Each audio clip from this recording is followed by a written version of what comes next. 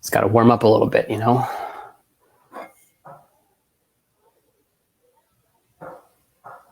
Too hot.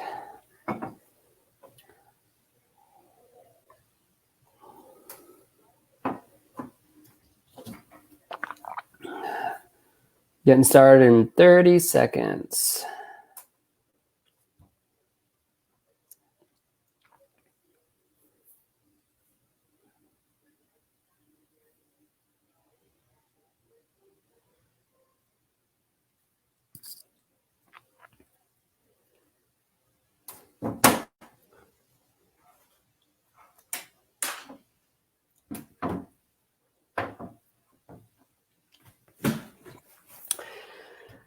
All right. Hello, friends. Hope you all had an amazing weekend. It was officially, I think the expression is hot as balls out there all weekend. Holy smokes. Perfect. Okay. So the Detox Project, I have done variations of this talk for the past 9 years, and I keep updating it. I keep adding to it. New information keeps coming out. We keep realizing how vital and important it is that we address this subject in our lives. And I going to give you guys a lot to chew on tonight mentally and really help with what I hope lead to very strong action steps. So as I start with all my talks, I love talking about our 5 essentials. And again, there is not one condition on the planet that I have not seen these 5 things applied to and seen people's health status improve. So if you are serious about being healthy, what I would suggest is quarterly. Give yourself a score 1 out of 10 on how you are doing in these 5 categories. Core chiropractic, how well you're taking care of your spine and your neurological system, nutrition, your mindset, oxygen, minimizing toxins. For me, these definitely fluctuate. You kind of take the eye off the ball on one area, and it suffers, and you got to kind of reposition and reevaluate. But I'm telling you that to the degree that you take these seriously and implement these in your life, it will be the degree that you have outrageous health, and not only now, but for the next 10, 20, 30, 40, 50, and 60 years. All right, let's get into it. So from the womb to the tomb, that is the reality in terms of how toxins are not only surrounding us, but how they infiltrate our life, okay, and how they have infiltrated our life. There was a study done by the Environmental Working Group, and they looked at the cord blood, so the direct umbilical cord blood that goes from mom to a baby, found that the average baby, the average umbilical cord blood contained 287 toxins. Okay. An average of 200 toxins per baby. 180 of those have a direct link to cause cancer. All right, so you see the study here. Cancer rates have risen 67.1% over the last 70 years.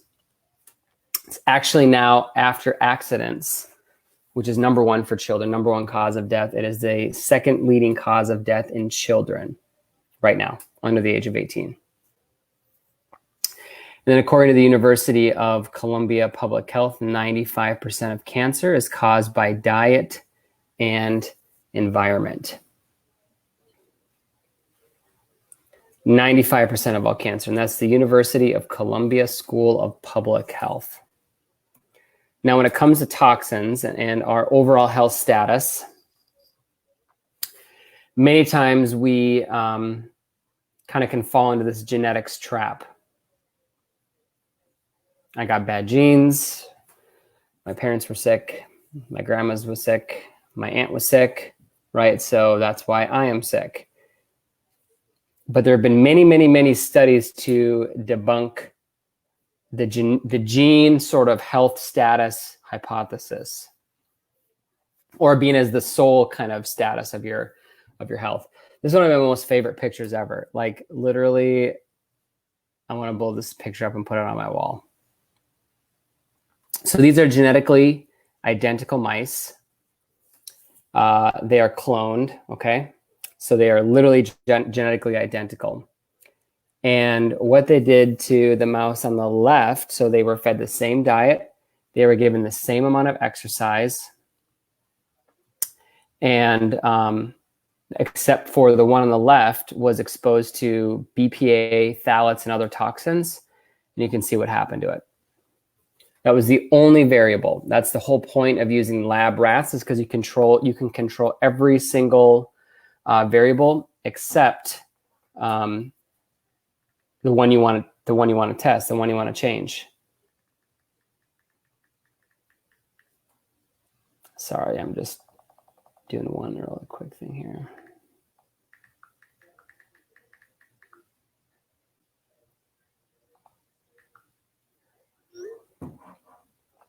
It's quite warm in here already, and so I was just texting my wife if she could turn on the AC. All right. So again, genetically identical, fed the same diet, same environment, same access to exercise. Everything else was the same, except the one on the left was exposed to toxins. So a person's health status, as far as their toxicity, whether they're in a state of health or a state of disease, is that one way you can look at this is that if the inflow of toxins, okay, on like the picture on the left right here, is greater than the outflow of the body's ability to detoxify, then it's going to become toxic on the inside. Versus if the inflow of toxins are less than the body's ability to detoxify, then you'll be in a state of health. This right here is ultimately all you need to know, okay, in terms of toxicity, detox, or not, right? Is that you really only have control over two things, okay? And in my opinion, number one is you got to control the inflow, all right? You'll never be able to out-detoxify a extreme version or a large amount of toxins coming in. You won't be able to take enough detoxification products, drink enough water, take enough Epsom salt baths, whatever, right? You can't win that battle. But what you can do is you can reduce the exposures coming in, and you can also make sure that your body's detoxification pathways, we'll talk about that later, are wide open, all right, and flowing, okay? They're working the way that they're supposed to. You're supporting them, mainly through the liver and through the kidneys, the gut, all the main channels. Or you'll have consequences, right? And you'll be in a state of disease. Now, there is one portion where genetics do come into play with your health, all right? And it comes down to a person's, we call it the bucket, all right? And how large your bucket is does have some implications or some direct control from your genes, meaning some of us have a larger capacity to handle toxins than others. Some have smaller capacity. And so as that bucket fills up, symptoms do not show up until that bucket begins to overflow, okay, spill over. So meaning if you have a really large bucket, you can get a lot of toxic exposure and your body will not necessarily exhibit symptoms right away. This is kind of like you'll see maybe a husband and a wife, living in the same environment, right? And maybe there's mold in their house, and they've been sleeping in the same bed, all that kind of stuff, right? Obviously. And eventually the husband starts having respiratory issues, joint pain, fatigue, has to pee all the time, right? Dark circles under the eyes. They're both being exposed to the same amount of mold, but that maybe the husband's capacity to handle that is diminished. So as that toxic bucket fills up and starts to spill over, then that's when you start exhibiting symptoms, right? So you can see ultimately leads to inflammation. So any symptom that goes to inflammation, right, or that comes from inflammation, which is all of them to some degree, you could be experiencing. Now the problem is then it's like you start getting these inflammatory, symptoms, and you're like, oh, I guess I need to take turmeric, right? Or I need to take glutathione, or I need to take N-acetylcysteine, or I need to take B vitamins and support, phase 1 liver detoxification, or phase 2. Meanwhile, all that at that point is, right, like if you're having, let's use an example of muscle and joint pain. You take turmeric makes it a little bit better. You take fish oil makes it a little bit better, right? But yet it keeps coming back. So all the while you're taking things that are good for you, right? But you're not addressing the root cause of why you're having that issue in the first place. Now, am I saying that toxicity is the root cause of all of the symptoms on the planet? No, but it's a massive factor, and I'd say it's one of the top 3 in terms of symptomatology and health status. It's just kind of a little quick primer for those of you that are patients in my office, clients in my office. This actually is right above the toilet in there. I don't know why I put it there. I just did. It just seemed like a good place for it. I guess for the guys, anyways, it's something interesting you can look at while you're peeing, right? For the girls, not too easy to do that unless you're really talented. But the reality is that toxic interference is a massive hormonal disruptor, and it can bind to many different receptor sites and many different hormone sites throughout the body. Again, more on that later. This is just an overview of that, where it can happen. Now, one of the key things that is imperative to understand about toxicity is that you have to get healthy upstream, okay? Here's what I mean by that. If you have a estrogen problem, maybe estrogen dominance, right? Maybe it's even coming from testosterone. Maybe you have PCOS, okay? Or maybe you have really bad PMS. What you can do, of course, is you could take, a bioidentical hormone. You could take some type of, hormone supplement, right? All probably good things to do. But if the problem is coming upstream, like, for example, at the gonadal level, or up in the pituitary gland, or even at the hypothalamus itself, which is the master control center for all the hormones, which is located in your brain, is that if you have a hypothalamus problem, that bioidentical hormone, that supplement, right, it's going to help, but it's never going to correct the cause of the issue. So when we say upstream, you have to identify how toxic, how high up in your body are you toxic, okay? And in this case, it's usually literally like literal in a sense that like brain down. We'll talk about the toxins that affect the brain heavily. And there are ways to test this. It's difficult, but there are ways to test this. And it's very important to be able to understand that if you have that going on, or you will never win the detoxifying game. So literally detoxifying from above, down, inside out. And what I love about that is that is the chiropractic philosophy. That is the chiropractic way of life in a nutshell. Above, down, inside out. That's how you detoxify. That's how you heal. That's how your neurological system heals and controls itself. Above, from your brain, down your spinal cord, and from inside your spinal cord, out to the muscles, cells, organs, glands, and tissues of your body. That's how you heal. That's the only way that you heal. Unfortunately, medicine has a diametrically opposed view on healthcare. They actually look at it from an outside in method, right? You take a pill to try to control a mechanism in your heart, let's say, that is high blood pressure. So it's an outside in, below upward. Very ineffective, clearly, right? We're seeing that is the pharmaceutical philosophy, if you will, or their methodology in a nutshell, is the complete opposite of that. So when people say, oh, well, chiropractors and mainstream medicine, yeah, like we don't get along. Well, it's not that we get along. It's just that like we believe different things. We can still totally get along, but when the rubber meets the road, we completely believe different things. It's like a Christian and an atheist can get along, right? But when it comes down to where the rubber meets the road, they're going to have a literal complete opposite viewpoint of life, eternity, and all those things. It just is what it is, right?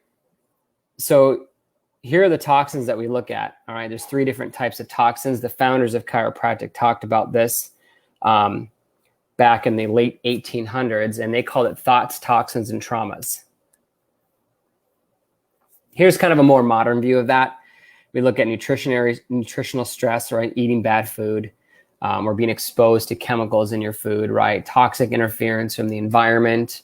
And then physical subluxation is the trauma part, although mental can also affect that too. So toxic thoughts, I mean, man, I don't know if I've ever seen such a, I have not personally experienced such a barrage of toxic thoughts as I have in the last, however long this has been going on, 3 or 4 months.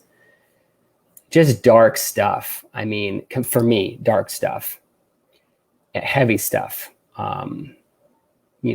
carrying around responsibilities and, doing things that are currently countercultural in my clinic and in my speech and in my practice right now.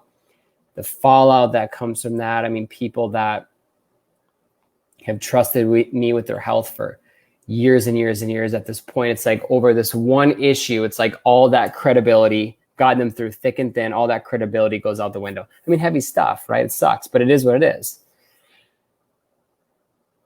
There's a saying that you have to stand for something or you fall for everything, right?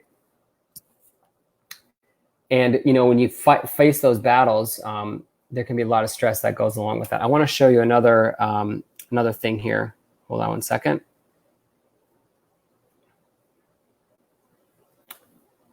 My cousin sent this to me.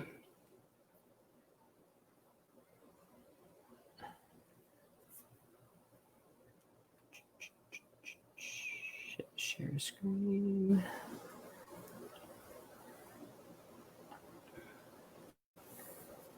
All right, hope you guys can see that.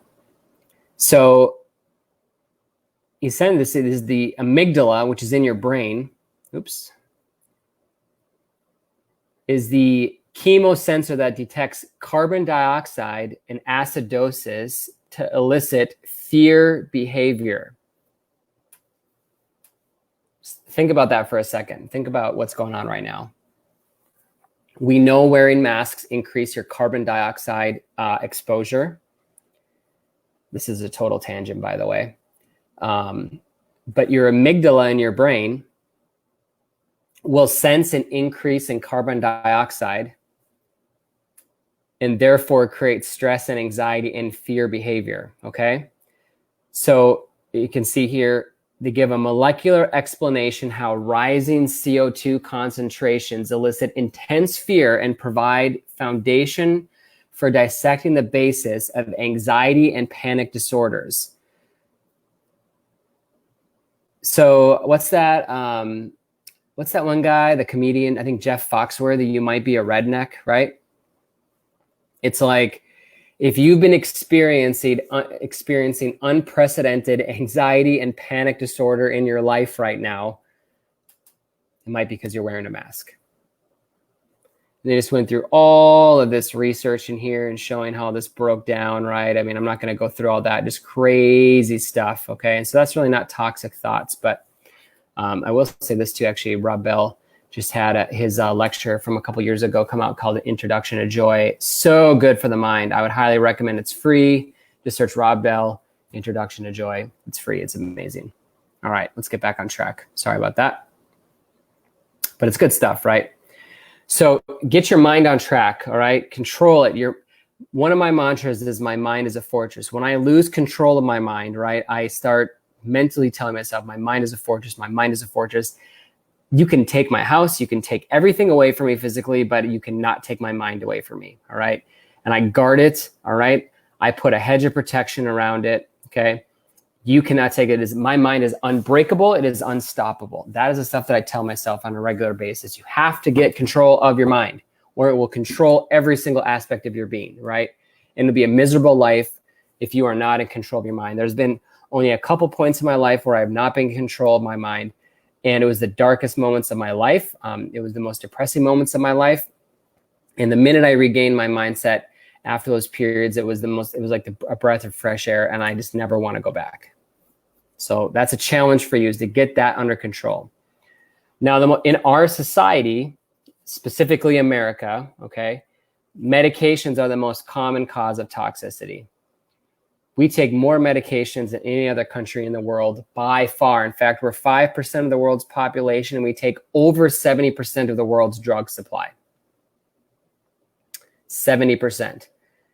And we are one of only 2 countries, and we might actually be only one of one now, that allows the pharmaceutical companies to directly advertise to the consumer, okay? As opposed to solely run by the doctors and the hospitals. Things that make you go, right? Not gonna spend a lot of time on personal care products, okay? In my opinion, this is basic.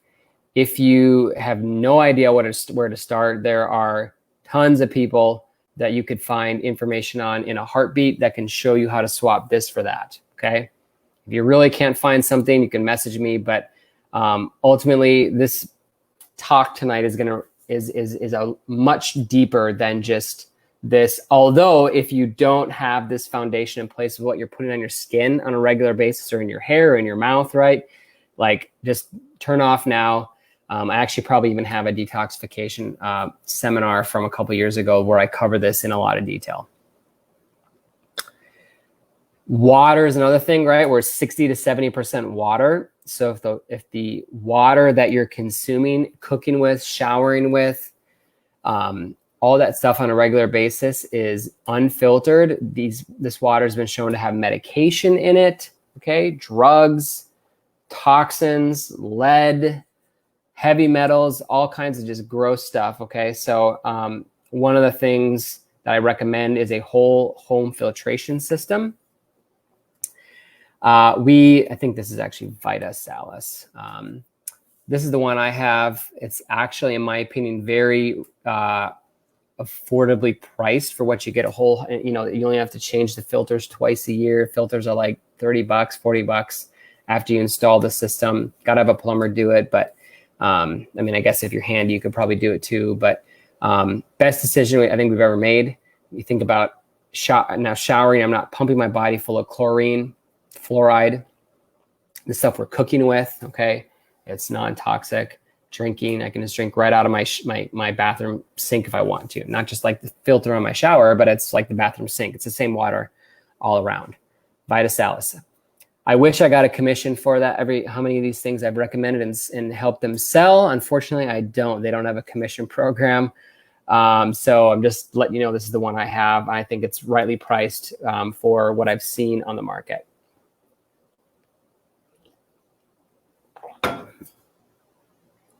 EMFs.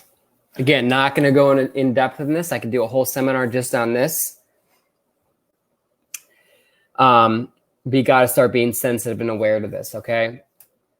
Do you sleep with the Wi-Fi on? Do you sleep with your phone next to your head? Is the power thing outside of your house right by your head? I forget what it's called right now. Are there lights on in your room? Do you fall asleep with the TV on? All these things. EMFs, do you keep your phone right next to your breast, right? In your pocket up here, or if you're a dude, next to your junk in the front, right? All that stuff is transmitting and emitting constantly, and it's getting more and more powerful, and it's getting more and more dangerous. And if you ask me, the reason why I consider EMF probably the worst toxin, it's not necessarily the most damaging or harmful as far as we know. New data comes out every week, every month, every year. The problem with EMFs is that unless you are in the furthest remote places on the planet, you cannot escape it. Even if you don't have Wi-Fi in your house, you have not a TV in your house, right? But if you're in a neighborhood, your neighbor's satellite dish is transmitting that, right? Their Wi-Fi is, if it can be picked up in your house, right? It's obviously being sent in there. You're walking around downtown, Wi-Fi everywhere. You're walking into any building, Wi-Fi everywhere. You can't get away with it, from it, I should say. And so it's a constant, never-ending onslaught on your body. And so you have to control what you can control. All right, nutrition. I'm just going to cover one piece with nutrition. And it has to do with your fat cells, okay? Or eating healthy fats and your cell membrane. So each and every single one of your cells has what's called a lipid bilayer around it. So it's lipid fat, bilayer 2, so 2 layers of fat around it. It has all of your receptor sites on there. It allows the nutrients in and the waste out. Okay, it's got transport channels embedded within it. So ultimately, you are only as healthy as your cells. And so if your cells are unhealthy, then you will be unhealthy. So if you want to have healthy cells, then you have to give it the right building blocks. And to give it the right building blocks, it means you have to eat healthy fats. Avocado, olive oil, coconut oil, right? Grass-fed meats, butter, full-fat dairy, whatever suits your fancy, and fish.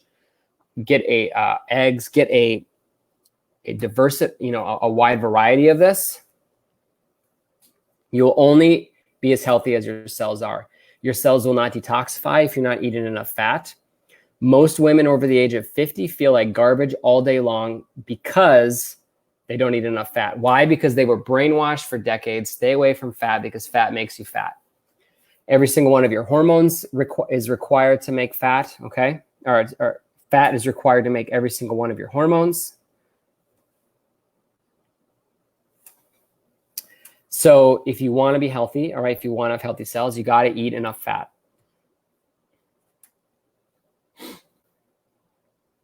Posted about this about a month or two ago.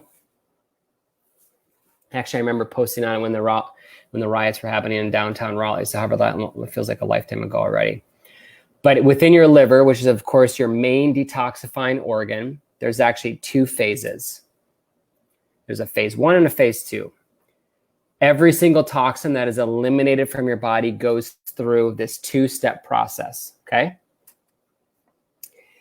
Now, if you look at it, phase 1, all right, there's certain nutrients that are needed for phase 1 detoxification. You need B vitamins, folic acid or folate, glutathione, all the antioxidants, certain herbs like milk thistle can help with that, the carotenoids or carotenoids from like vegetables, vitamin E and vitamin C. So phase 1, it goes through this process first. After that, it goes into phase 2, and it needs these nutrients here. Amino acids like glutamine, glycine, taurine, cysteine. Sulfurated phytochemicals like that you find in garlic, cruciferous vegetables like broccoli, bok choy, Brussels sprouts, okay? And when it goes through here, then it goes through like gallbladder, your bowels, your kidneys, right? And gets removed from the body. So every toxin is going to get run from through your blood into the liver. It goes through phase 1, phase 2, and then out of the body in waste products, okay? If your liver is doing a good job, all this is flowing freely. Now, there certainly can be congestion in the gut, okay, like gallbladder. There certainly can be congestion in the kidneys and cause that. But most people, this is downstream, right? If you're having a gallbladder issue, hello, if you've had your gallbladder taken out, it's because almost certainly you had a liver issue. Your gallbladder never fails if the liver is doing its job properly, so it's not putting an excess burden on your gallbladder. Of the 14 people that are watching right now, I hope 10 of your at least your brain cells just went like that. Your gallbladder doesn't just die at some point and need to be taken out. Like somehow your gallbladder died 50 years earlier than the rest of your body. Stupid. So you got to make sure you're getting these nutrients. Now, there is a little test, okay, called the Caffeine Test. And you can kind of see if, you know, how your body's doing with this. So if you can drink coffee at 9 o'clock at night and go to bed 30 minutes later, you more than likely have a phase 1 liver challenge, okay? Challenge for sure. If you drink coffee, caffeine, even a little bit too much and get jittery and shaky, right? You have a phase 2 problem. So you can use that a little bit loosely as a guide to determine where you should be focusing your nutrients on, okay? By the way, go ahead and you guys can post questions. I should be able to see them in the chat there. I'm just making sure I didn't miss any here as I've been going along. Also, if you'd be so kind to like and share this, there's going to be some good stuff that I'm about to go over on mercury and lead. And so, got them. Okay. Yeah, ask questions along. I promise I'll answer them before too long. All right. Now here's the big bad 4, the really big bad 4 that I want to focus on tonight in terms of detoxification or toxicity.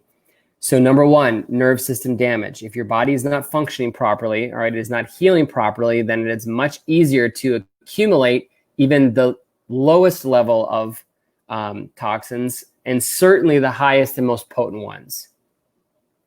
Number 2 is heavy metals, like amalgams, heavy metals found in vaccines, some personal care products, your parents, we'll talk about that, and also our environment or where we live and where we work. Number 3 is mold, okay? Very prevalent in our homes, our work, and absolutely our schools. Our kids just get blasted with this in those old buildings. Number 4 is glyphosate, aka it's the active ingredient in Roundup, which is found heavily in non-organic foods, specifically and especially grains, and also in genetically modified crops too. It's very prevalent. And I'll show you how glyphosate is really, really a nasty one in terms of our kids, and you got to get a handle on that one. That's probably the easiest one to clean up. Well, the nervous system one is number 1, easy. Number 2 be glyphosate's the easiest one to clean up.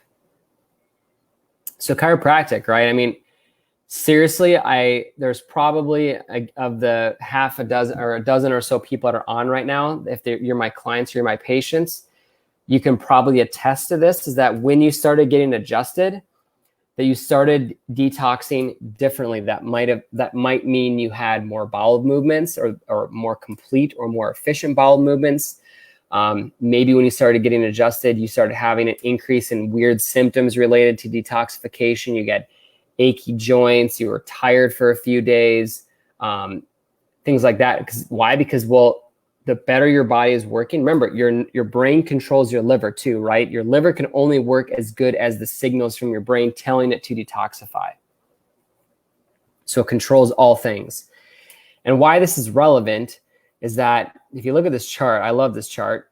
I should get this chart tattooed on my body as well. When you look at this, I want a little interaction right now. When you see this chart, the people that are on, type in the comments section, what is your takeaway? I'll give you 15 seconds to just go through this real fast. What is your takeaway when you see this? So you're looking at nerve breakdown. So the percentage of how nerves function and what they do inside of your body. What's your takeaway when you look at this? Go ahead and post.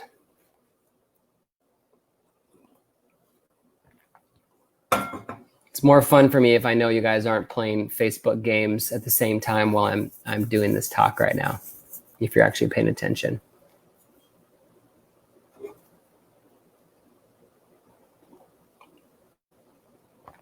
What's the takeaway? Someone, anybody?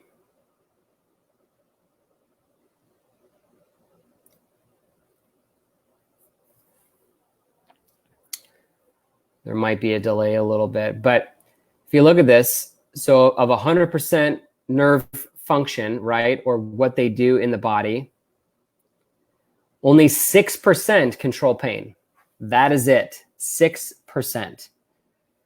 That means the other 94% of the nerves in your body control how your body works, and how your muscle and how your organs work, okay, and how they are working. 6%. So if you're basing your need off of the health, basing the health of your neurological system off of how it feels, you're basing information off of only 6% of the data. If you voted for someone and you only knew, or if you married someone and you only knew 6% of who they were, do you see how that could lead to problems, right? Or if you made an investment into some type of business, but you're going to invest in a business, right? Or invest in an idea, but you only saw 6% of the business plan, 6% of the financials, right? All those things. Do you see how that would lead to a problem? Well, guess what? When you only base the health of your neurological system off of how you feel, no wonder why the vast majority of Americans and people on this planet end up as an absolute train wreck with their neurological system by the time they're in their 40s and their 50s. Train wrecks. They already have severe irreversible arthritis and degeneration, and they already can't do certain things. They're literally being crippled. And I don't mean like they can't walk, they're in a wheelchair, okay? But like they can't do things they used to be able to do anymore. It's so sad. So sad. And here's what I'm talking about, breakdown. Irreversible degenerative changes in joints happens within 2 to 3 weeks. So when people wonder when we say like absolute baseline maintenance for chiropractic care is twice a month, okay? Which I don't think truthfully, I don't think that's really enough in today's society unless you live in a bubble and you don't ever sit at a computer, on a phone or anything like that and have zero stress in your life. But just from a pure mechanics standpoint, it came from the study, which is about 30 years old, actually. When a joint becomes immobilized, AKA stuck or subluxated is the term that we use, on a microscopic level, you can actually see measurable changes in the cartilage in just 24 hours of that one day. You can see degenerative changes in 3 days. A marked decrease in proteoglycan content. Okay, so the proteins begin to degenerate. It can't build itself up anymore within 4 days. And then you get flattening of the cartilage surfaces, right? So literally breakdown of the cartilage surfaces within 15 days. 3 months after that, the ulcers begin to penetrate the bone. So you've heard of like degenerative disc disease, right? Or you've heard osteoarthritis, you hear of like bone spurs, okay? That's where you're having that. 3 months. So you think about how many 3-month periods of your life that you went not being evaluated by a chiropractor, not being adjusted, And then you wonder why you need to be seen 3 times a week, 4 times a week, or maybe even more than that when you first start seeing a highly trained, qualified chiropractor. It's like, well, we have a lot of freaking makeup to do. You know, my daughter, my 5, almost 6-year-old daughter has been checked for subluxation. Her spine has been checked at least weekly for her entire life, okay? So if she's, just for easy math, we'll go with 5 years. That means she's had 260 chiropractic checkups and exams, coupled with most of them adjustments, most usually light when they're at that, at that age and they're that regular. 260 appointments with me in her life.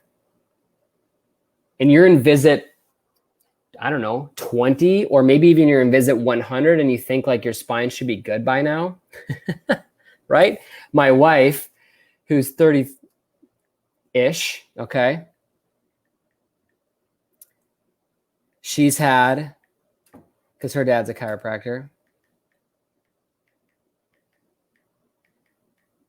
1,700 at least chiropractic adjustments in her entire life. So if you're 50 years old, you might be 3,000 adjustments behind schedule, right? This is how this stuff matters, guys, okay? And this is why you get adjusted for the rest of your life and why you never miss appointments. Because every single appointment you miss, all of this garbage happens to your spine almost instantaneously. This is why I pay my staff hundreds of dollars of extra money per week, okay? Julie, Jen, Keisha, to stay after hours, even though we have an automated service to remind people when you miss an appointment, right? To call you, or where are you guys? Where are you? Where are you at? When are you coming this week? I pay them hundreds of dollars to do that because of all of this stuff right here. It's not a business model. It's freaking science, right?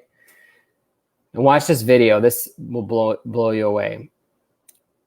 This is a time-lapse video. This person got an x-ray of their spine every single year. Obviously not being adjusted by a chiropractor. So you saw they had a curve. They lost the curvature in their neck. Now watch what happens next. It's starting to collapse inward. Now it's starting to collapse downward. And now what you see is severe osteoarthritis and degeneration, okay, over 40 years. And now what you see is a spine of someone in their probably 60s or 70s where it is completely fused together. I'm going to play that again because that is just that. Hopefully some of you don't need adjustments tomorrow because you just fell out of your chair. So from a normal curve, it loses that curvature. Now it begins to collapse in on itself. This is about 15 years in right now.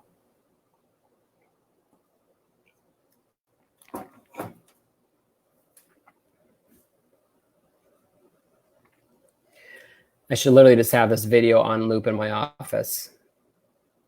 I might do that for a week. I have to figure out how to do that. And so when people wonder how they get to be 60 or 70 years old and they can't move their head or turn their neck and their spine is rotten and degenerated, well, you just saw it right there. And here is the scientific reason for why that happens. Cool stuff. I'll skip this. Just talks about nervous system health plays an important role in cancer metastasis and growth. I posted this earlier, I think on the weekend, talked about how in a 2003 British study found that, let us say 10% of 10-year-olds already had intervertebral disc degeneration in the absence of symptoms. So they had degenerative disc disease changes on an MRI, but they didn't have any symptoms. So when we say get your kids checked, well, they don't have any neck pain, they don't have any back pain, they don't have any headaches.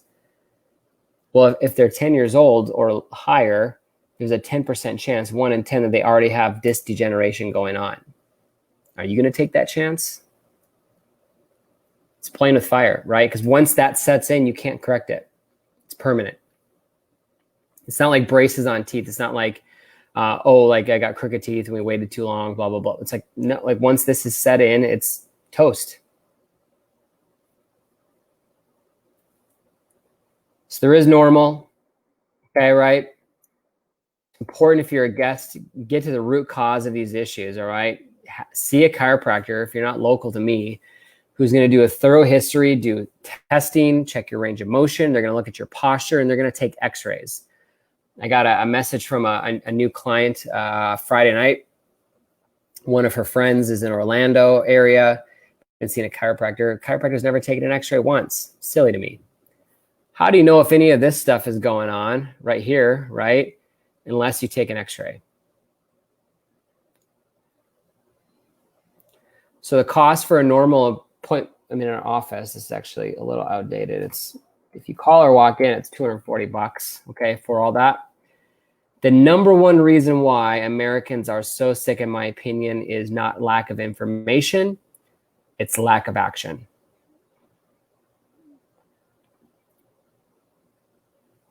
I'm going to get into the meat of the toxicity stuff here in a minute. And if you don't take action on this right away, you are never going to make the changes. That's just the bottom line. This guy is called the Lodi monster, okay, which stands for Law of Diminishing Intent. Which that means is the longer you go without doing something you know you're supposed to, the less likely you are going to do it. So anyways, we are having appointments available. We've had this special going on for a little while. I don't think we're going to have it going on for much longer, but it's $37 for that instead of $240. That's a sick price. I mean, I lose tons of money every time I do that, but we're fishing for gold nuggets in our community, for people that want to be a part of our practice, want to be a part of our family, want to be all in with their health, and are willing to do whatever it takes to get healthy. So if this is what I got to do to lure them in, I'm okay with it. All right, let's get into the toxins now. Mold. In the Bible, back in Leviticus, it talks about mold, believe it or not, and how it was damaging and lethal. In fact, if you look this up, Leviticus 14, it actually talks about if you find mold in your house, you're supposed to burn it down. That's how serious they treated it. If you find mold in your house, I would not suggest burning it down. I don't think your insurance is going to allow arson to get you a claim on that. But remediation is very important if you have it. It's absolutely a new epidemic with the types of materials that houses are now constructed with. Plants love, mold love drywall. This cellulose fibrous material, it eats it, it thrives on it, it grows on it, right? It loves moisture. It loves our ductwork. Okay. So you got to be very careful. Modern homes have led to modern epidemics of mold. Here's some common symptoms. Sudden weight gain or the inability to lose it. That's mostly from the inflammatory effect. Okay. You get, this is classic here, a increase in pain and stiffness that moves around, migrating joint pain. Interestingly enough, you also find this in Lyme's disease patients, which is another biotoxin. So this is kind of like a hallmark classic sign of biotoxins. Migraine and joint pain. It hurts in my shoulders one day, it hurts in my knees the next, and stiff, okay? You get fatigue and non-restorative sleep because it starts crushing your adrenals. Brain fog and mental confusion, another hallmark sign of that, also with heavy metals too, but really because these affect the brain. Light sensitivity is another hallmark sign of that. Chronic sinus congestion, okay, hallmark sign. Inflammation in your conjunctiva, your eyes, hallmark sign. Have to pee all the time, hallmark sign, no matter how much water you're drinking, how little or how much, because it messes with the hormones in your brain have to do with water, okay? Antidiuretic hormone, which also leads to getting shocked easily when it throws your water imbalance. If you're the person that gets shocked very easily, like you just touch crap and you just get, boom, you get shocked all the time, could be a mold issue. Obviously respiratory issues, okay? And then another classic sign is difficulty seeing at night. So if you have trouble driving at nighttime, you don't see very well specifically, or as it gets later in the day, almost certainly mold is a factor there.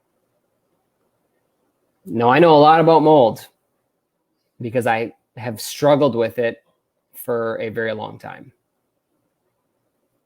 You can see this test that I had done back when I was a young lad. When was this? 2007, so 13 years ago, almost to the month. This is right when I got to chiropractic school. Dr. Fred Roberto, who's one of my mentors, they were doing this kind of testing. They tested my MSH level, my C4A levels, okay? You can see normal. This is melanocyte stimulated hormone. C4A is an inflammatory marker. Normal is that number needs to be below 2,800. Look at my level, was at 13,000. That was coming from acute exposure to mold. I was at the time living in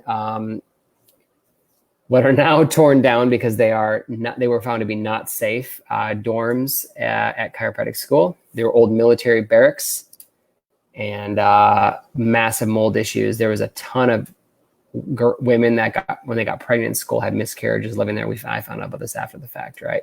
Crazy stuff. So I went on a long journey to detoxify mold, and it's hard. I shouldn't say it's hard. It used to be hard because you had to piece together all these supplements from like 10 different companies to get what you needed of the right quantity, the right type, the right form. Some really smart people have now consolidated it, but it was hard, and I was having symptoms too. So this stuff is no joke. It almost, if I would have stayed there for probably another 6 months without knowing and eventually getting out and detoxifying, it would have been major issues. Now let's talk about mercury. So main source for adults is going to be amalgams. Main source for youngins is going to be vaccinations, okay? Depending upon what types of vaccines they've had. But study reviewed by the FASAB indicates that the more amalgam fillings present in your mouth, the more mercury you'll have in your organs, including your brain, kidneys, heart, and liver. And the older the fillings are, the more it's releasing. Okay, so this is what amalgam fillings are, what they look like, those silver ones, okay? You can see them on x-rays too, right? If you're a client, if you're not sure if you have them, or you have your spouse look in your mouth, and if they see a shiny silvery, okay, that's amalgam, that is mercury.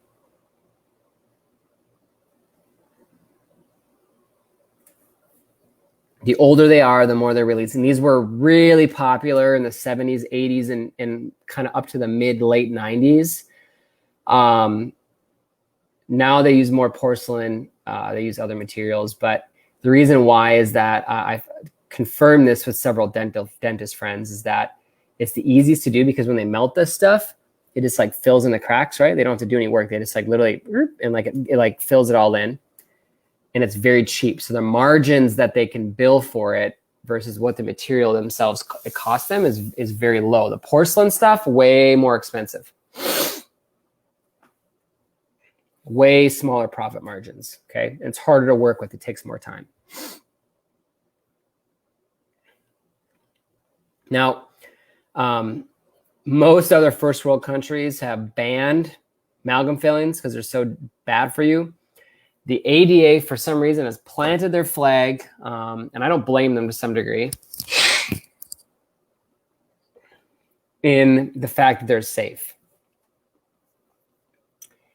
And we know that mercury causes dementia, Alzheimer's, and all kinds of other major neurological issues. Remember the Mad Hatter from Alice in Wonderland? The reason why he was mad when he had that felt hat on is they used to spray for a preservative, I believe, of some kind with mercury, and they would call it Mad Hatter's disease. So the workers in these factories started literally going crazy and having major neurological issues because they were inhaling this stuff all day long. So if you ever wonder why the Mad Hatter was mad, aka crazy, he was wearing that hat, was because that was really a big problem back in like the early 1900s, I believe, until they stopped doing that. but they pour that stuff in your dang mouth, okay? And it stays there for decades. Think about that. This is the container that your amalgam fillings come in, the material.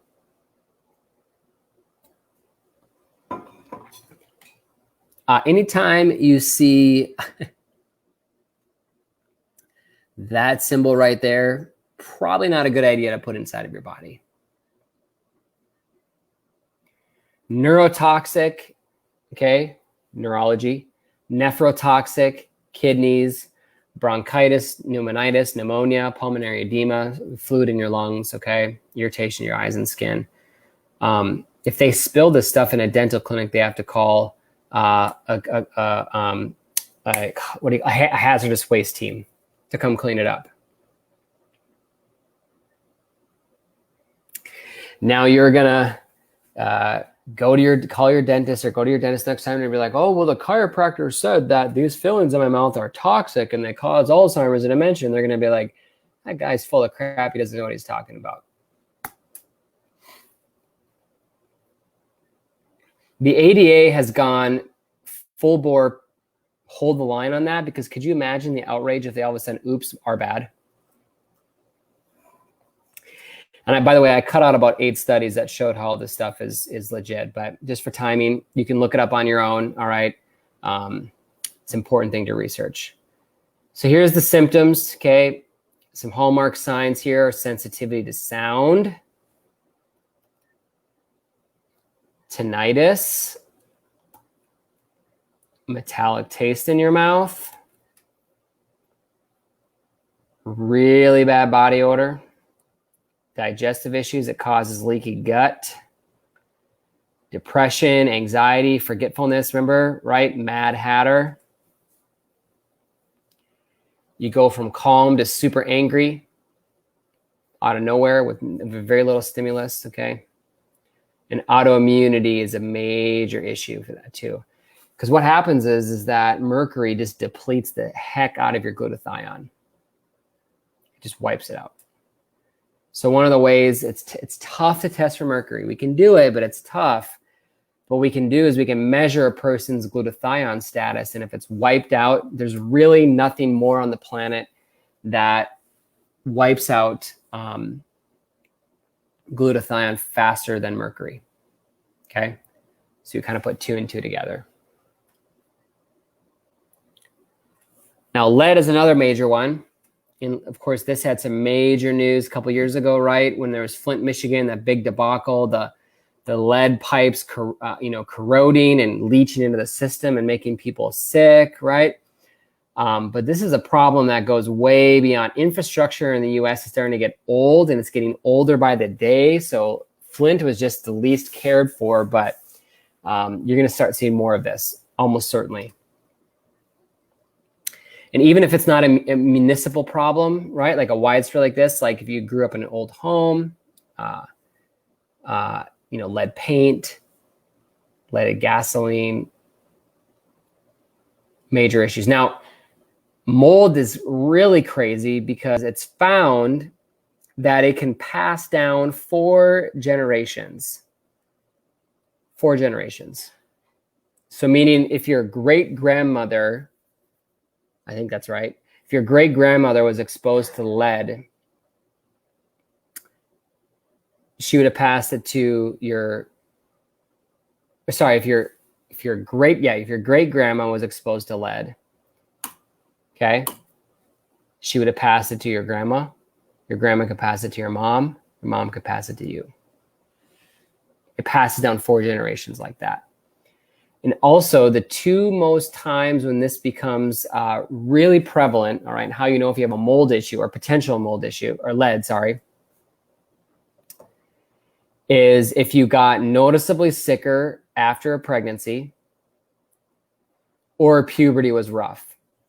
Because lead is stored in the bones, which is why it's tough to test. Blood tests are almost completely worthless unless you've had an acute exposure or are getting an acute exposure. Most people aren't. But when you're pregnant or when you're going through puberty, your bones go through a resorption process. They break down and they grow, they change, right?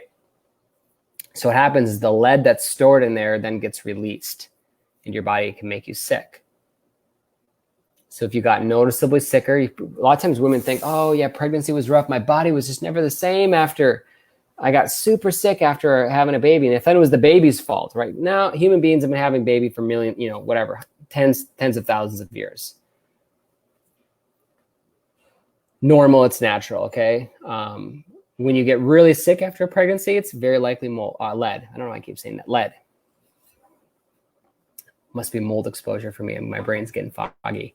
Or if puberty, you got really sick, really bad skin issues during puberty, okay? Lead might be the culprit for that, because it's being released from the bones, okay? Why would you have it if you're a 16-year-old boy right now, which I doubt any 16-year-old boys are watching this?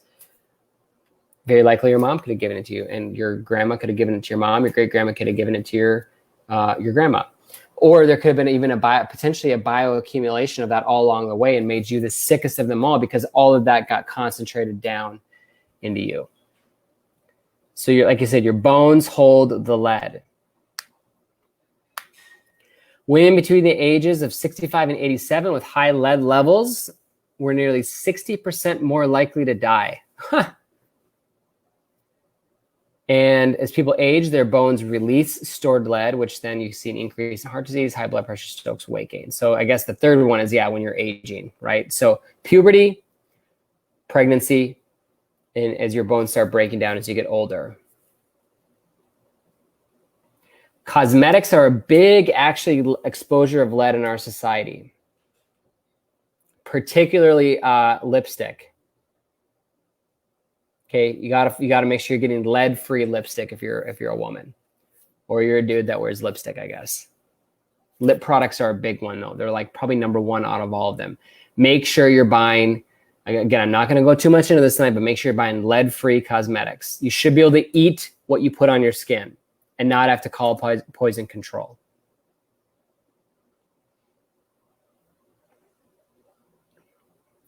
So a lot of you that are clients of mine, you know that my mother had cancer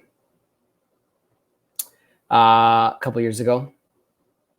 And so we, at that point, of course, did some really advanced testing on her. One of them was testing for heavy metals.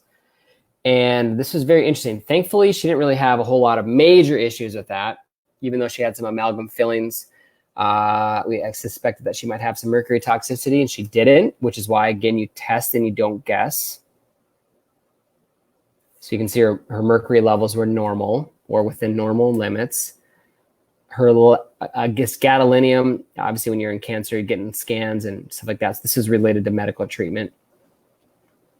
Look at the lead here. So it was kind of in that yellow, which is sort of like, it's dicey. Here were my levels. Okay, it's the older test. The layout's a little bit different. Okay, see that?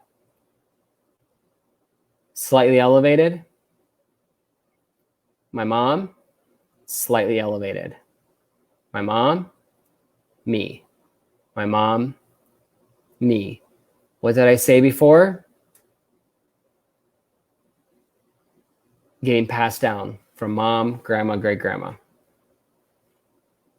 So lead has been removed from pretty much every product, at least in America, for longer than I've been alive. Okay, I'm going over 40 years now. So it's highly illogical that I was exposed myself directly to lead in my lifetime.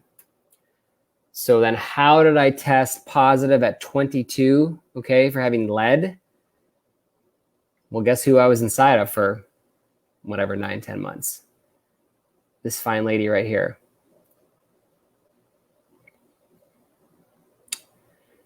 So these toxins cause, as we said before, inflammation, all right, in your cells. So this is kind of an example of that lipid bilayer that I was talking about earlier, the fat layer. See the two layers here, the red and the red.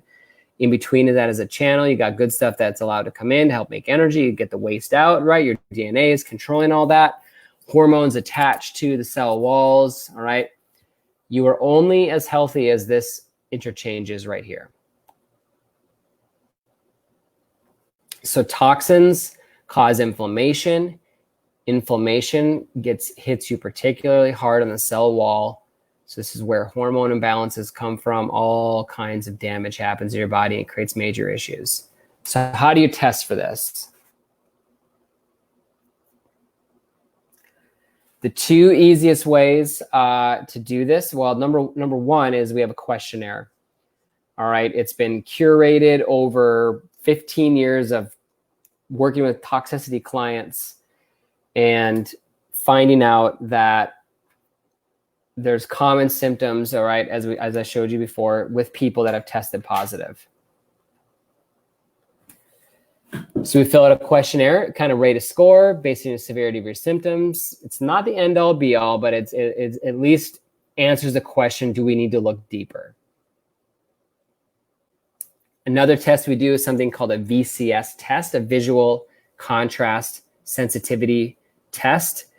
We used to do it manually, all right, through this little card here, and you're looking at different shades of gray and how well you can distinguish them, because if you have toxicity, particularly biotoxins, mold, mildew, Lyme a little bit as well, you will not be able to efficiently see contrast or different shades of gray. There's probably a joke in there somewhere, shades of gray, right? Because it causes inflammation in your brain, and therefore then inflammation on your optic nerve. It's called hypoperfusion of the optic nerve. And you lose your ability to see contrast, AKA it's harder to see more at nighttime, okay?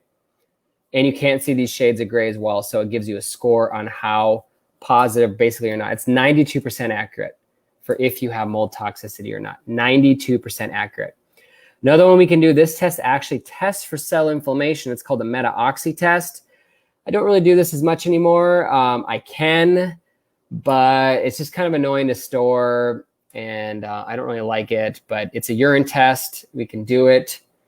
It is accurate for cell inflammation. It's just kind of a pain in the butt to store, which is why I don't really do it a whole lot anymore.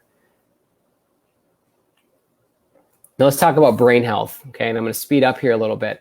So dementia and Alzheimer's are fastest growing diseases in the US. I tell you what, these scare me, not actually scare me because I'm not worried about getting them, but if I didn't know any better, these would scare me the most, because you can take my body away, but man, if I got my mind, like I said, my mind is a fortress. That is the thing you can't take away from me. You take away my mind, all hope is lost, okay? It's the number one concern of people over the age of 60, but it's now starting to happen in the 40s of people in their 40s, early onset Alzheimer's and dementia. 30 million people globally. It's expected to go up to 100 million in the next 30 years, third leading cause of death. This should be worldwide. 500,000 people a year. The first sign is short-term memory loss and brain fog, now called pre-dementia. Heavy metals and dementia. Heavy metals drive brain inflammation. They trigger key genes associated with Alzheimer's and dementia onset. They kill bacteria needed for neurotransmitters like serotonin and dopamine, which also causes gut issues.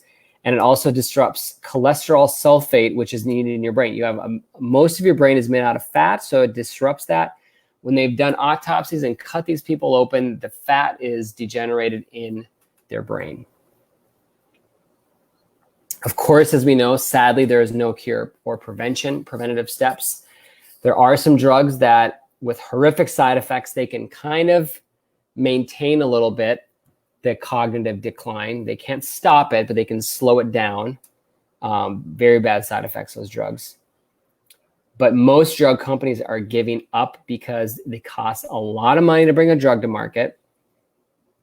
And they're failing in clinical trials left, right, and center. They're pulling the plug on these things. They know, like, oh, it's not going to be viable. It's not going to make any money. Why spend another 10, 20, 30, 40, $50 million trying to make it come to market when we know it's going to fail? So the only treatment for Alzheimer's and dementia is prevention. The only one.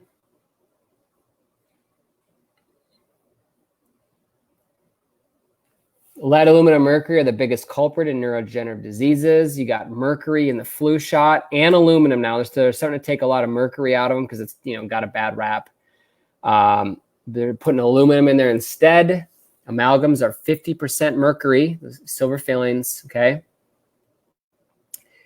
And it's important to know that glyphosate, okay, the Roundup, Monsanto, they've actually found that it accentuates heavy metals by transporting, it allows metals to go through the blood-brain barrier and hit the pituitary.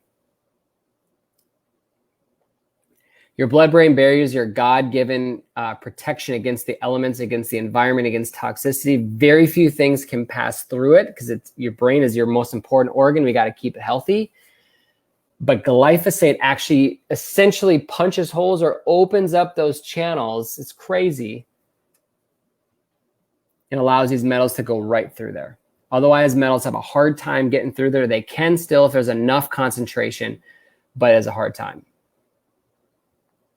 Another thing to know here, this is another key thing to understand, is that melatonin enters the pineal gland, or metal, excuse me, which is outside the blood-brain barrier. So it's one of the first parts of your brain to be affected by heavy metals.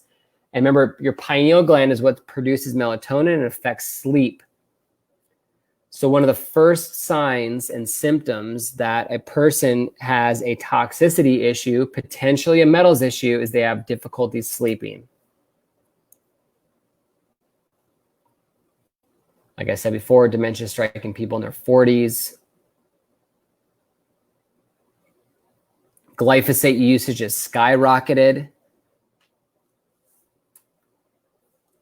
Look at this. This is the number of deaths per year for dementia.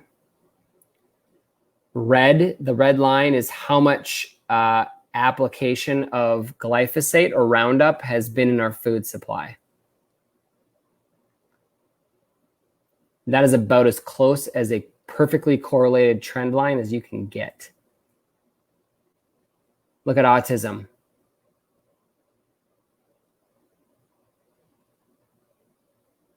Same thing. Now, does glyphosate cause dementia? No. It does cause cancer. They have shown that. That's why that guy won like millions of dollars or whatever for Monsanto. I don't know if he's gotten the money yet, but that's why he won a major lawsuit against them. But we know it's a major factor, okay? Does glyphosate, does Roundup cause autism? No, but it's a factor and it needs to be addressed. This was from earlier, but it's worthy of another mind-blowing emoji there. When I saw these graphs, you look at the correlation coefficient, 0.99. Perfectly correlated would be 1.0, if I recall my stats class correctly. So it's about as perfectly correlated as you could be. Whew. So you got to get glyphosate out of your diet, okay? It shuts down detoxification pathways like the cytochrome P450 pathway in your body. This is the person, if you want to learn more about this, you need to research, is Dr. Stephanie Saneff. She is she's a PhD. She's an MIT researcher. See here, MIT, also in conjunction with Cambridge. Literally one of the smartest people on the planet. And her life's work is based around looking at this stuff right here. As I said before, GMO foods, high fructose corn syrups, canola oil, right? Corn oil, all this stuff, potatoes, brutal. Toxins cause cancer. We know that it triggers and it affects the mitochondria, which we know that defunct mitochondria, which is the powerhouse of your cell, become warped and abnormal and mutated in cancerous cells, which is why they shift their energy from wanting wanting more glucose and more sugar. It's called the Warburg effect. Cancer is a metabolic disease is the book. I talked about that on my last webinar last week. Okay, here's the guy, Dr. Otto Warburg. Check this out. So this guy won the Nobel Prize for his work showing that sugar feeds cancer. This guy was a Polish Jew, okay? Polish Jew. This guy's research was so paramount. And if you know a little bit about history, okay, Polish Jews in the 1930s and 1940s, it was not good, right? With the Nazis, Hitler, who one of his, I guess, things, if you will, idiosyncrasies, this guy, he was paranoid about aging and disease, paranoid. Hitler actually purposely kept this guy on his medical, research team, if you will, because he didn't want to get cancer, and this guy was on to something in terms of preventing cancer. Now, a lot of his work, of course, got slowed down with World War II and all that kind of stuff there. But I'm just letting you know, like, Hitler even kept a Jew alive, okay, because his work was that strong.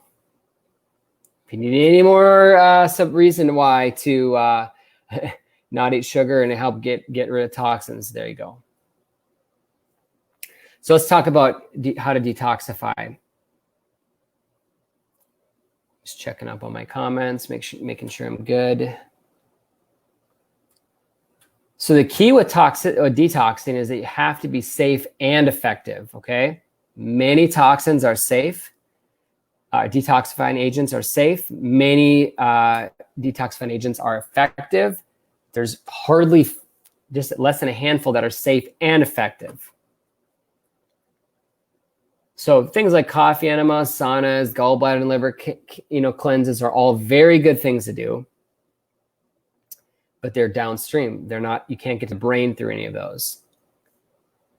People will say chlorella is a heavy metal detoxifier, or cilantro, okay, but they are not true binders, which means they cannot pull. Actually, they could kind of move them around a little bit, but they can't actually get them out of your body. Citrus pectin is not a true binder. Glutathione is very good, but it's not very potent against metals. In fact, it gets depleted. Remember, it'll get wiped out very quickly. And when you can't produce it anymore, then those metals are not going to move anymore. Okay, so depleted glutathione, your body will not detoxify heavy metals. DMSA is pretty good, but it's the half-life is very short. It's about 4 hours. So in order to take it, you have to take it every 4 hours, which is not very practical. And that means that you have to literally take it every 4 hours. So you have to wake up in the middle of the night. This is how we used to detoxify metals about 15 years ago. You'd have to wake up. For my lead, I had to wake up at 2 and 6, let's see, at 10, 2. At 2, I would wake up at 2 in the morning. I was already awake at 6 to take DMSA. If you miss a dose, it would set you way back. Just real brutal. You had to set an alarm to take a supplement. IV chelation is very powerful and very effective, but it can be very damaging. It can be very hard on some people's bodies, okay? My future sister-in-law has been getting this done, and it's like they have to be very careful, like over like 30 doses or more, I think they're doing this at, because it's very effective, but it can just ravage the body. Sometimes detoxifying too fast, too hard can be too much for the body. And then there's zeolites, okay, which are naturally occurring from the ocean, and also fulvates, okay. Typically, they're not very effective and potentially not safe, but there's one exception that we know of, or that I know of.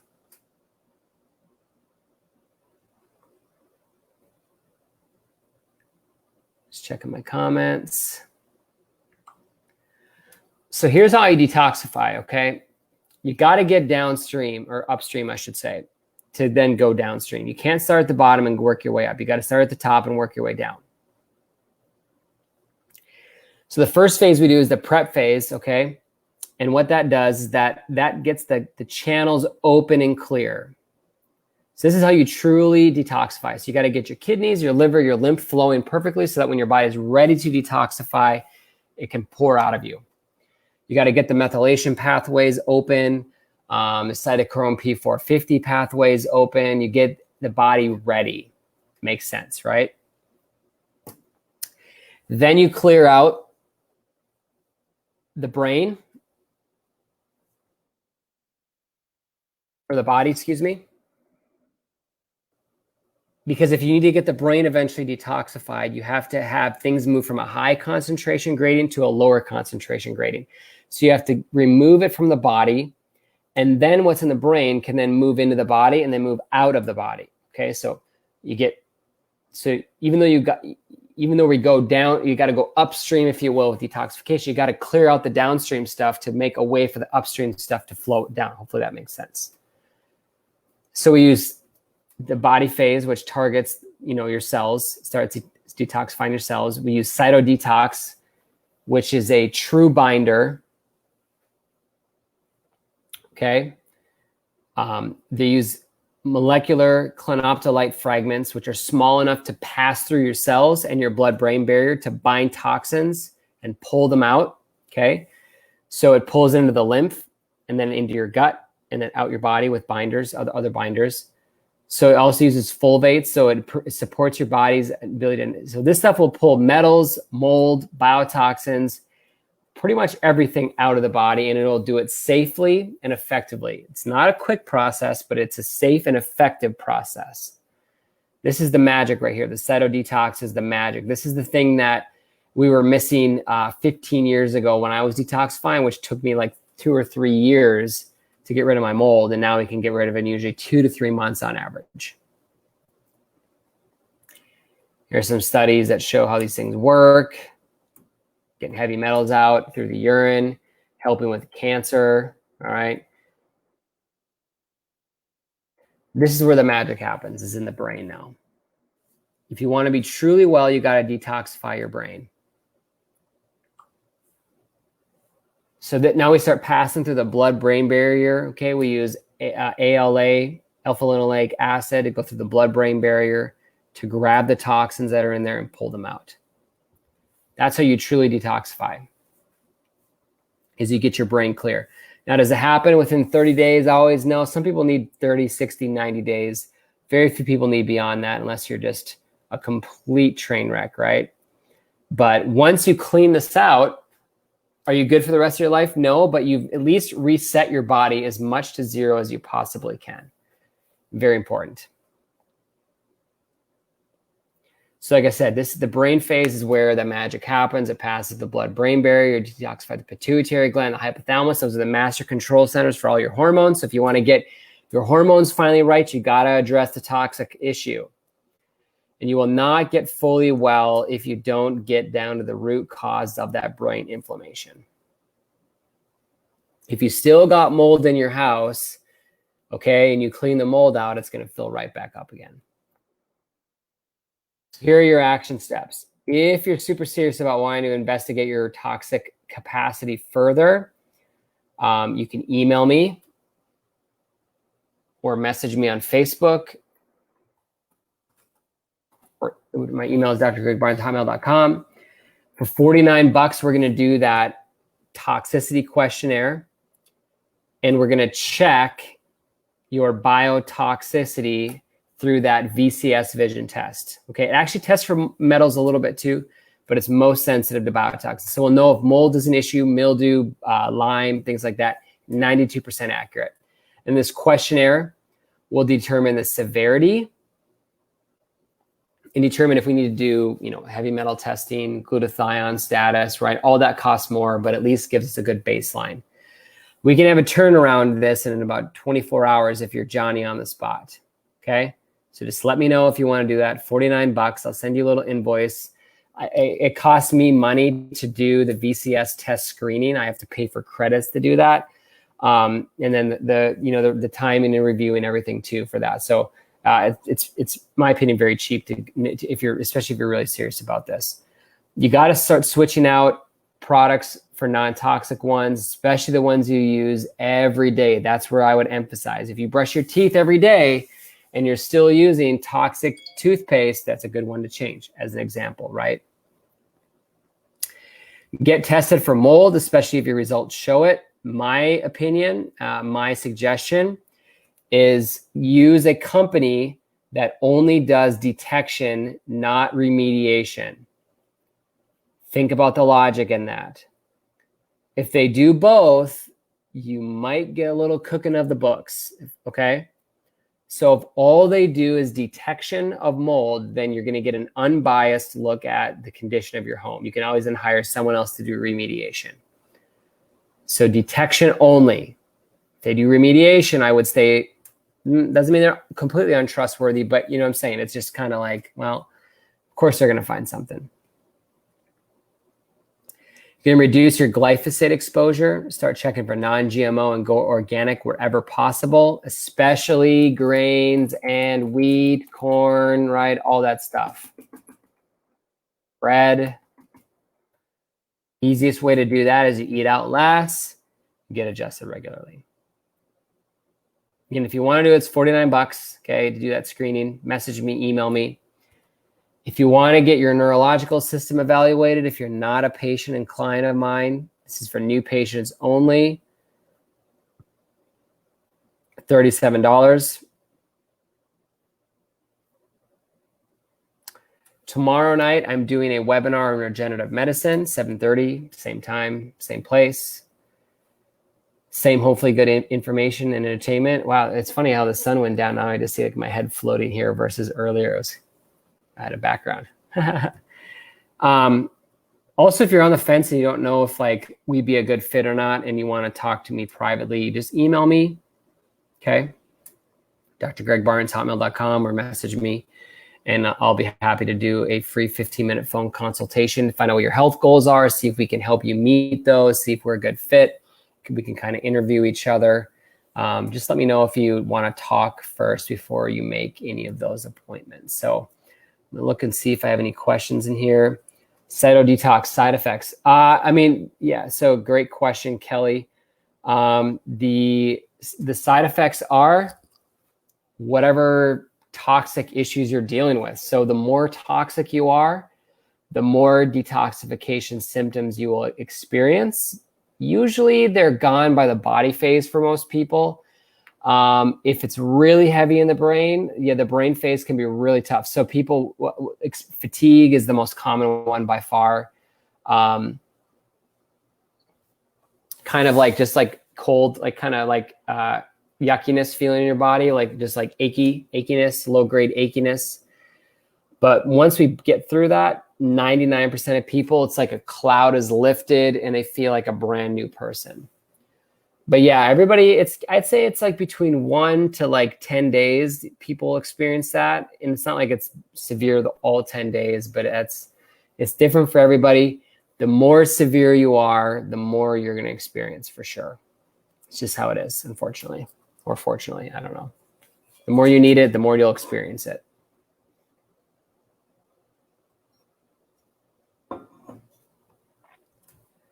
Any other questions? Yeah, great question, Paige. Let me see if I can find it super fast. I can't. If there's any other questions, type it in now. I'm going to see if I can hunt this down real quick. Got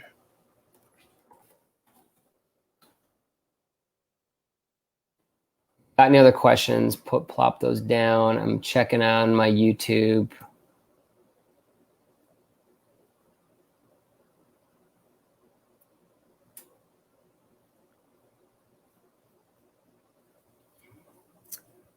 Let's see, hormone.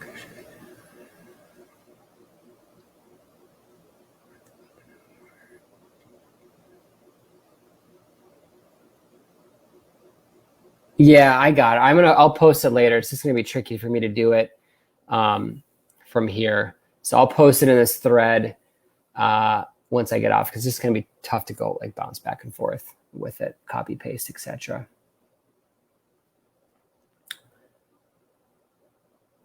Cytodetox, we have it in our office. I think we're out right now, actually, but if you want it, you can message me. You can only get it through practitioners. One thing of note with that, and this is with any detoxification, I highly suggest do not detoxify if you are pregnant, nursing, breastfeeding, which I guess is the same as nursing, or trying to get pregnant.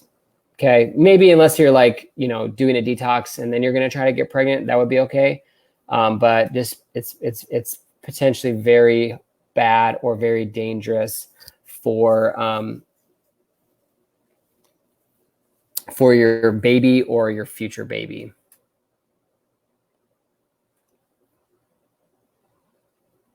You can really make your kid sick if you detoxify at the wrong time.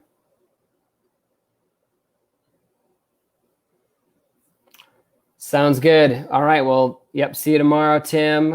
Thank you all for joining here tonight. If you're watching this after the fact, feel free to post a question in this comment or message me directly if it wasn't answered, and I will promise I will answer it. I am like the most responsive person on the planet, probably to a fault.